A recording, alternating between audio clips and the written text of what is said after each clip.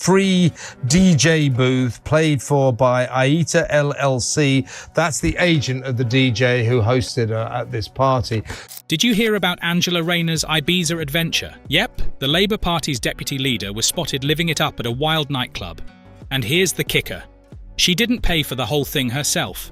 The clubbing spree cost a hefty £836, covered by DJ Fisher's agent. Now, as public outrage brews over this freebie, it's got everyone asking, can Labour really claim to be the party of transparency when their own leaders are partying on someone else's dime? She could do so within the rules. That was September the 25th. So there she is dancing. We all remember that. So I suppose in a way she'll say, I've been very transparent. I've been too transparent, as she likes to say. But did you, I don't know if you were listening to the show or watching the show earlier, Ben, but it literally in the last half an hour, it has emerged that... It's like every other day there's another scandal. And this time, the Labour Party's deputy leader, Angela Rayner, is right at the centre of it. Think of it like this. It's a warm summer night, and Rayner's off to Ibiza for what she probably thought would be a low-key escape. But here's where things took a turn. During her stay, Rayner was spotted at one of Ibiza's most famous nightclubs, High Ibiza. We're talking about a place known for its wild parties, smoke cannons, and world-class DJs. It's no surprise this made headlines, but the twist. Her night out wasn't entirely on her own dime. The cost of her time at the nightclub was worth a whopping £836 in hospitality, definitely not pocket change. And the tab was picked up by Aita LLC, which, by the way, happens to be the agent of DJ Fisher. Now, DJ Fisher isn't just any DJ. He's pretty big in the music scene, and that night, Rayner was right up there in the DJ booth with him, dancing along and having a blast. Here's where things get even more interesting. People were quick to notice Rayner wasn't just a guest in the crowd. She was behind the decks, enjoying herself to the fullest, with footage of the night making rounds on social media. Videos showed her laughing, dancing, and singing along to a remix of Goatee's Somebody That I Used to Know, all while donning a striking red dress. Denise Van Outen, a well-known TV personality, even posted clips from the night on her Instagram, calling it a surprise DJ booth rave-up, with Rayner right in the mix. It was like the kind of wild night out most of us can only dream about, but for Rayner, it's become a bit of a nightmare, at least in the press. Now, of course, with a public figure like Rayner, the story didn't end with just a fun night out. As soon as the news hit about this freebie, people were quick to voice their opinions. And let me tell you, they weren't exactly friendly. Many questioned why she, as a member of Parliament, was accepting a night out paid for by someone else, especially at a time when there's already a lot of scrutiny on politicians and their financial dealings. In the UK, there's a strict register of MPs' financial interests, and everything has to be above board. So naturally, eyebrows were raised. The public reaction was fierce. Critics argued that it seemed pretty hypocritical, especially since Labour often criticises the Conservative Party for similar behaviour. It's that classic case of practice what you preach, and people felt that Rayner had dropped the ball on this one. The Conservative Party, never missing an opportunity, jumped on the chance to slam Labour. They accused Rayner of not being transparent and suggested that Labour's holier-than-thou stance on corruption and freebies was nothing but talk. It's interesting, though, because Rayner didn't just take the punches lying down. In an interview with Sky News, she fired back, saying she was always transparent about her financial dealings and that her nights out were no different. She also made a point to mention that she paid for her flights and accommodation herself, insisting that the nightclub expenses were just a minor detail. Her defense was clear. Even politicians need downtime, and she's not ashamed to enjoy herself when she gets the chance. She even said, "I'm working class. I like a dance." It's a relatable defense, but for some, it wasn't quite enough to brush this one under the rug. It was a lie, and she was ordered to pay them back. And guess who helped her? Lord Wahid Ali gave her £62,000. But if we're talking transparency issues, Rayner isn't the only one under the microscope. There's also Lord Wahid Ali, a Labour peer, who's facing some heat over alleged non-disclosure of financial interests. Now, this is a big deal because if it turns out that he didn't declare his interests properly, it could be a breach of the members' code of conduct. Lord Ali, for those who don't know, is a major figure in the fashion world and has been a central player in the Labour Party's recent controversies. He's caught up in a different kind of freebies scandal, but it's all adding to the narrative that Labour might not be as squeaky clean as they'd like us to believe. This is now out of control, this stuff, isn't it? Well, I mean, and of course, Rayneer herself is no stranger to forgetting where she lives. But I think what... This isn't the first time Labour has faced questions about transparency either. Over the years, there have been multiple instances where party members were accused of not fully declaring their financial interests or accepting perks that raised questions. And it seems like every time one of these stories breaks, it chips away a bit more at public trust. People start to wonder, if this is what's happening in the open, what else might be going on behind closed doors? Transparency is supposed to be the bedrock of politics, but these kinds of scandals make it feel like there's a lot more lurking beneath the surface. So, where does this leave us? Well, Rayneer's Ibiza escapade is just one of the many stories adding fuel to the fire. It's no wonder the public is getting frustrated.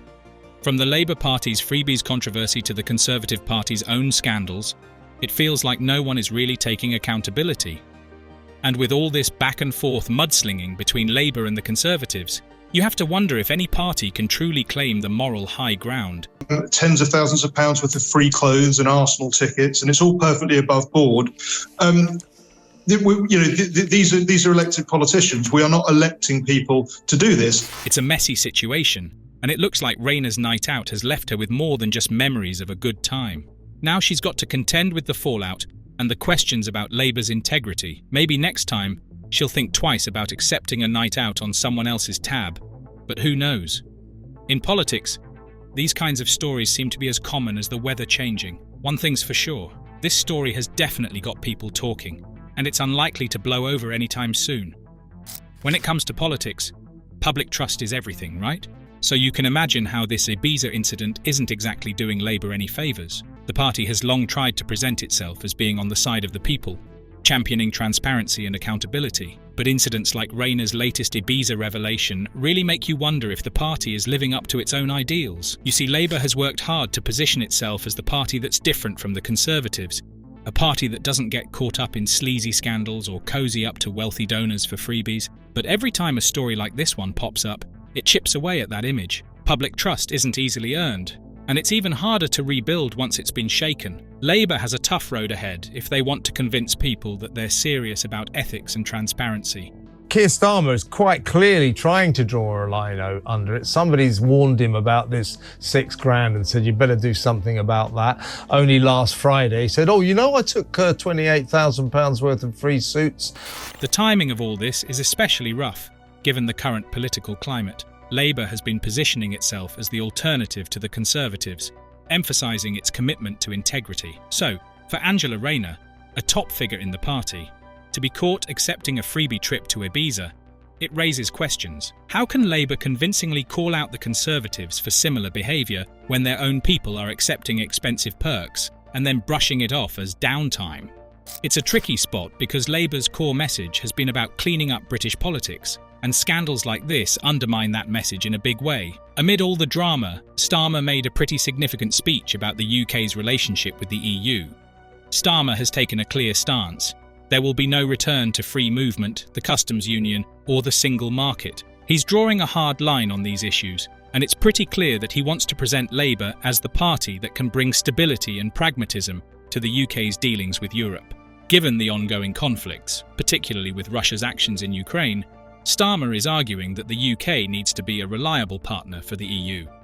He's all about pragmatic, stable leadership, which sounds great in theory, but it's hard to focus on that message when the party is dealing with internal controversies. Well, actually, I forgot about £16,000 more worth of free suits that I actually filed under office expenses. What's interesting is how Starmer's stance on Europe contrasts with what we're seeing from the Conservatives.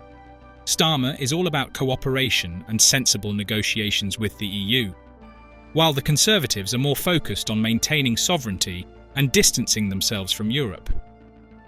It's a real balancing act for Starmer because, on one hand, he wants to appeal to those who are fed up with Brexit and want closer ties with Europe. On the other hand, he knows that full re-engagement with the EU isn't on the table, and he's trying to find that middle ground. But with Rayneer's Ibiza antics making headlines, you have to wonder if anyone is really paying attention to Starmer's message. Speaking of the Conservatives, they're not exactly in a position to throw stones when it comes to freebies and scandals. Let's be real, both parties have their fair share of baggage. The Conservatives have been in hot water over the years for accepting gifts and perks from wealthy donors. And it's not like the public has forgotten. There's a long history of Conservative MPs getting called out for everything from dodgy expenses claims to lavish vacations funded by party supporters.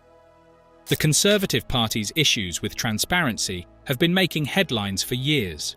Just recently, there were accusations against a few Conservative members for failing to declare financial interests, and public backlash was swift. It's almost like each party is trying to one-up the other in terms of scandal, which, honestly, doesn't inspire a lot of confidence. How can people trust that their elected officials have their best interests at heart when it seems like they're more interested in perks and parties? This whole freebie gate scandal, it's consuming him. He's got to draw a line under it somehow. At the end of the day, this whole situation with Rayneer and her Ibiza trip is more than just a story about a night out. It's a glimpse into the ongoing struggle for public trust in British politics. Labour wants to be the party of transparency and integrity, but incidents like this one make that a tough sell. And the Conservatives, with their own history of freebies and scandals, don't exactly come off looking any better. As things stand, it feels like both parties are caught in a cycle of controversy and finger-pointing.